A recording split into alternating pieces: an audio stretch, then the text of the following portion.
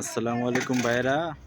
দেখেন আমরা কাজ করতে যাই অনেক পুরনো একটা গুহার ভিতরে কাজ করতে গিয়ে দেখা যাইতেছে মাটির নিচে একটা বোতল।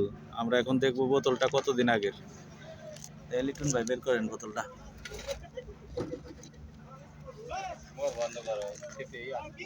আসতেছে দিকে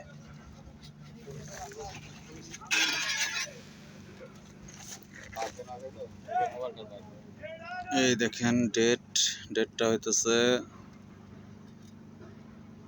17/11/2019। এক্সপায়ার ডেট হইতেছে 16/11/20 আর বর্তমান এখন চলতেছে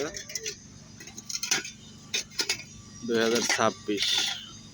তো আমরা এটা খুলে দেখবো এখন। এর ভিতরে 7 বছর আগের পানিও আছে এর ভিতরে। দেখেন